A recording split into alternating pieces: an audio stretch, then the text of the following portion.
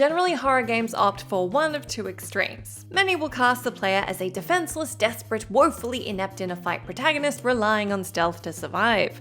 Just as many will instead arm the player with a huge, absurd array of weaponry, unleashing all manner of grisly enemies from the depths of hell upon them. Not all horror games are made equal, so it stands to reason that not all weaponry you're given in these games are equal either. In this list, we've got a selection of the most impractical, feeble, and silliest weapons players of horror games have ever had the misfortune to wield. I'm Jess from What Culture, and here are the 10 worst weapons in horror video games. Number 10. Resident Evil 4. Eggs. Leon S. Kennedy can become quite the one-man army in Resi 4, wielding everything from a rocket launcher to the wacky timed explosives of the Mine Thrower. His humble handgun and knife can also be devastating, thanks to the melee attack prompts that were introduced here.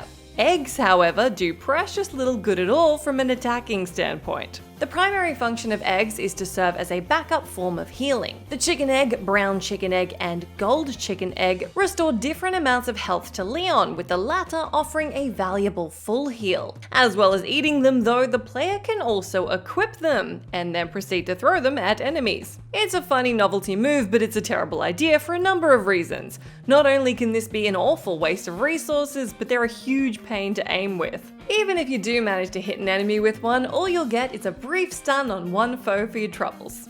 Number 9. Silent Hill 4: The Room. The paper cutting knife. By contrast, Silent Hill has never been a franchise to really focus on all-out action. The horror here is of a more insidious psychological kind. The monsters that protagonists battle here tend to be of a symbolic sort, grotesque manifestations of their guilt, sadness, desire, and more. Regardless, they're no less real from a gameplay standpoint, and can be warded off the old-fashioned way. At least some of them can, with a selection of melee and projectile weapons. One of these is the standard knife, a classic weapon you would have encountered a ton of times across the gaming spectrum. Silent Hill 4: The Room features perhaps the worst take on this weapon in the series. The paper-cutting knife is located very early on in the hospital world, super weak and already obsolete. Its speedy attacks do sometimes let you get the better of a lone enemy, but try and use it against a group and you're toast. Number 8. The Evil Within. Matches. The Evil Within is a survival horror franchise that strives to blend grim and gory confrontational horror with more thoughtful, complicated, mind-bending unease. From a gameplay standpoint, however, The Evil Within offers up the agony crossbow and a bunch of standard fair weapons you'd expect to see. Castellanos' matches, both weapon and tool, can take down standard enemies immediately, but are frustratingly difficult to use effectively. Essentially, they're the player's way to ensure the enemies are actually dead. As per Resident Evil's remake, enemy bodies can be burnt to eradicate them for good. Castellanos' matches perform this function here, but can only be used on grounded, struggling foes or those preparing a sneaky ambush. They're capable of tremendous damage, but foes must be lured to bodies to take advantage of the fire. It can be a real pain. Opportunities to do it are rare, and matches themselves even rarer. Number 7. Dead Island. The Paddle. Most games featuring any kind of combat tend to feature a tutorial for said combat. Usually it'll be accompanied by some weaker enemies to cut your teeth against, and a weapon that's just about worthy of the name to see them off with. Dead Island is a horror title that features more action than most. The first melee tool the player will find here isn't the familiar knife, but the iconic in its own way, Dead Island Paddle. It's available as soon as the tutorial mission is complete, and it can be easily found on the beach. It has a reasonable range and isn't too punishing on your stamina, but it quickly degrades and will be automatically discarded, a la Link in The Legend of Zelda Breath of the Wild. This isn't too much of a hardship though, as you'll be discarding it soon enough in favor of absolutely anything else. It's designed to become quickly obsolete, and that's a mission accomplished for Deep Silver. Number 6. Eternal Darkness. SANITY'S Requiem. The Flash Pan. Eternal Darkness: Sanity's Requiem tells the story of a band of people fighting across the ages to try and foil the plans of the mysterious ancients. Silicon Knights' GameCube classic takes place across a series of chapters, each starring a different person from across history who finds themselves swept up in these events. It's a clunky original Resident Evil-esque affair, all set camera angles and inventory wrangling. Along the way, there are various lumpen monstrosities from the depths of H.P. Lovecraft's subconscious to battle, with the current chapter's protagonist armed with time and character-appropriate gear. Chapter 9 of the game, A War to End All Wars, is set during World War I and stars Peter, a journalist. Among his starting equipment is a flash pan, such as photographers would have used at the time. From a gameplay standpoint, its only use is to briefly stun foes with the bright light it emits. It does no damage at all, and Peter can only use it a few times, so he may as well forget he even has it. Number 5. Little Nightmares 2, The Pipe, and Other Melee Weapons. Tarsier Studios' Little Nightmares offered something really unique and compelling when it first released in 2017. It was a brief-budget indie title with a horrifically beautiful aesthetic and bags of creepy charm, not to mention a grim story to tell in an entirely visual manner. The unfortunate Six, a small girl in her charismatic yellow raincoat, was hunted across a dark and dingy cruise ship by its horrifying denizens. Little Nightmares 2 brought all of these essential franchise elements back in a journey across larger and more varied environments that starred a new protagonist, aided by the returning Six, called Mono. The sequel added a wrinkle that the original game didn't explore at all: combat. Mono can pick up and wield a variety of melee weapons in certain sections, and this could be the weakest element of the game. They are awkward and heavy to wield to reflect Mono's fragility and inexperience with such things, and while some players find it satisfying to finally be able to fight back, perhaps it's a little too contrary to Little Nightmares' core concepts to be able to do so.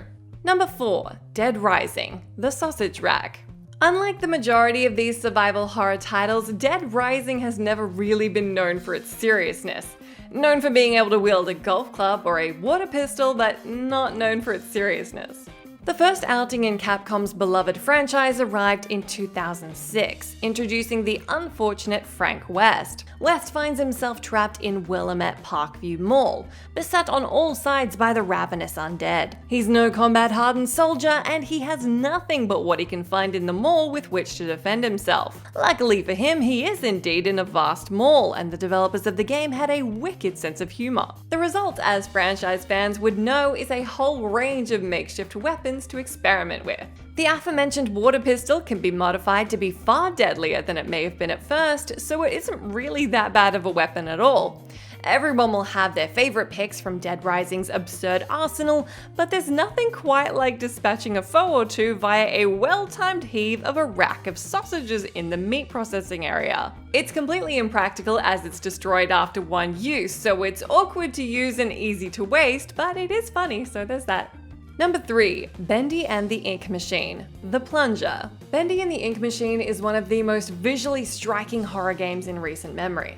With its cutesy cartoon visuals and adorably horrifying antagonist in Bendy, this episodic adventure oozes just as much style as it does ink. In gameplay terms, though, it's rather conventional. First-person horror titles offering light puzzling and some combat on the side are hardly a rarity. The selection of ink-addled opponents at least look unique though, even if Henry's selection of weaponry leaves something to be desired. In the game's third chapter though, he finds a humble household plunger.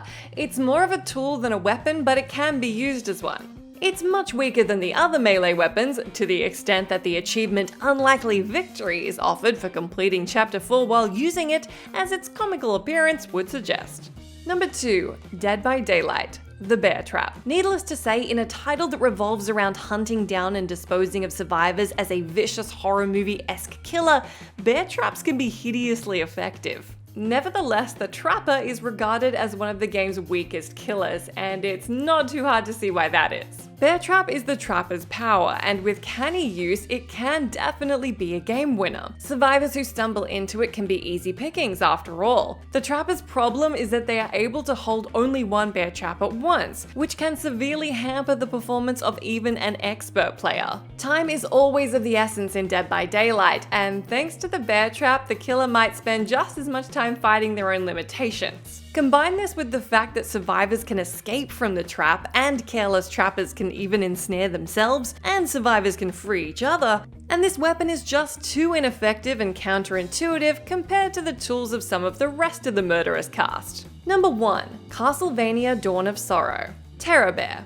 Now, the venerable Castlevania franchise is not known for its silliness, but the Dracula-busting franchise tends to keep things distinctly stony-faced.